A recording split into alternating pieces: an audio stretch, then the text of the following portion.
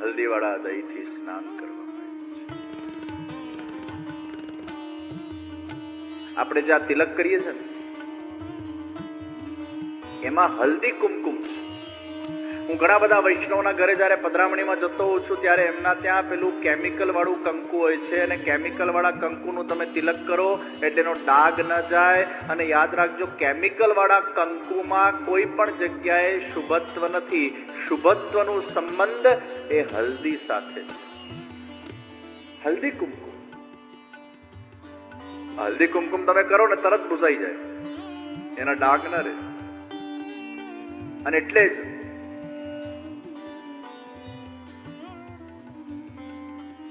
તિલક કરવા પાછળનો પણ એક ભાવ છે. અહીંયા આપણું આજ્ઞા ચક્ર બે આઈબ્રોઝના વચ્ચે. આ આજ્ઞા ચક્ર એટલે પ્રી ફ્રન્ટિયલ કોર્ટેક્સ, PFC, ફ્રન્ટ ભાગ. જ્યારે તમે સંકીર્તન, ધ્યાન, જપ, પ્રભુ સેવા, સત્સંગ કરો છો ત્યારે આ ભાગ આપણો મોટો થતો જાય છે. એટલે સ્ટ્રેસ, એન્ઝાયટી, ડિપ્રેશન, ફિયર ઘટે છે. મેં પહેલા દિવસની કથામાં કીધેલું કે સ્ટ્રેસ, ડિપ્રેશન, એન્ઝાયટી વધે ત્યારે એમેટગાલા નામનો એક બ્રેનનો એક ભાગ છે, એમાં વધારો થાય છે. અને એમાં જેટલો વધારો થશે તમારો સ્ટ્રેસ વધતું જશે. પણ તમે જેમ જેમ સત્સંગ કરતા જશો, જપ કરતા જશો, સેવા કરતા જશો, સ્મરણ કરતા જશો, ધીરે ધીરે એ એમેટગાલા ઘટતું જાય છે. તો પ્રી ફ્રન્ટિયલ કોર્ટેક્સ, PFC, આ ભાગ આખો. હવે બે આઈબ્રોના વચ્ચે આપણું આજ્ઞા ચક્ર છે.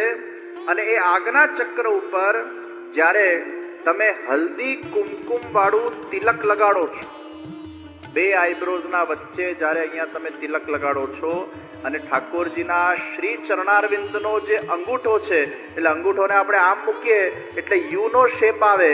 અને એ યુનો શેપ આવે એટલે ભગવાનના ચરણનો અંગૂઠો મારા મસ્તક પર બિરાજમાન છે. એ ચરણારવિંદના અંગૂઠાનું ધ્યાન કરીને તમે જ્યારે આ તિલક અહીંયા કરો છો ત્યારે આજ્ઞા ચક્રને પ્રેસ કરવામાં આવે છે.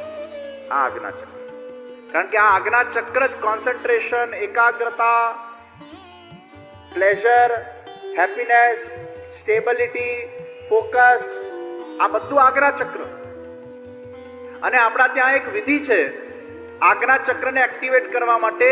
ગરમ જલથી છાલક મારો, ઠંડા જલથી છાલક મારો, ગરમ ઠંડુ, ગરમ ઠંડુ, ગરમ ઠંડુ, ગરમ ઠંડુ, ગરમ ઠંડુ, આવું અડધો કલાક કરો તો પેલો આજ્ઞા ચક્ર એક્ટિવેટ થાય. એટલી લાંબી માથાકૂટ કોણ કરે? એટલે આપણા ગુરુજનોએ કીધું કે હલ્દી એ ગરમ છે એટલે હલ્દીનું કુમકુમ કરો, અને ચંદન એ શીતળ છે તો હલ્દી કુમકુમ અહીંયા તમે કરો અને ચંદનની શીતળતા અહીંયા આવી જાય. એટલે હલ્દી ને ચંદનના કોમ્બિનેશનથી, તિલક અને ચંદનના કોમ્બિનેશનથી, કુમકુમ ને ચંદનના કોમ્બિનેશનથી તમારું આજ્ઞા ચક્ર તમે નેચરલી એક્ટિવેટ કરી શકો.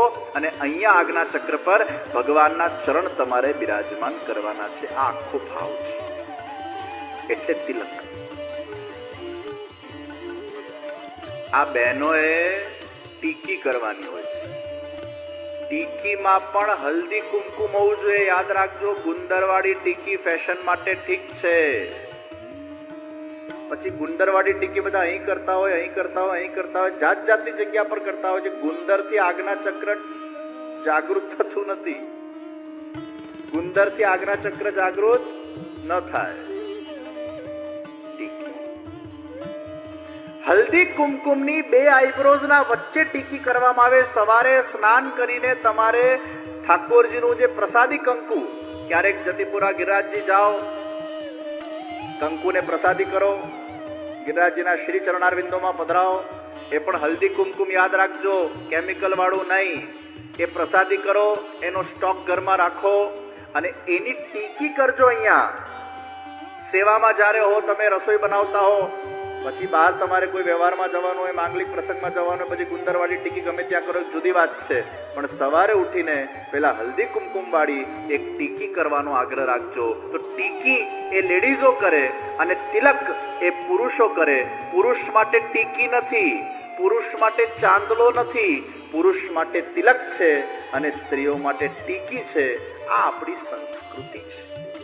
उसमें हल्दी का महत्व है। हल्दी कुमकुम। नंदस्त्वात्मजपुत्पन्ने जाता लादो महामना है, बड़े मन वाले नंदराय जी साक्षात आनंद स्वरूप परमानंद स्वरूप भगवान श्री कृष्ण के जो पिता कृष्ण वहां प्रकट हुए। और कृष्ण कहां प्रकट हुए? जहां नंदराय जी है, जहां देने की भावना है, जहां यशोदा जी है। यश आपे ने यशोदा कहेवाय, यश ले एने यशोदा न कहेवाय।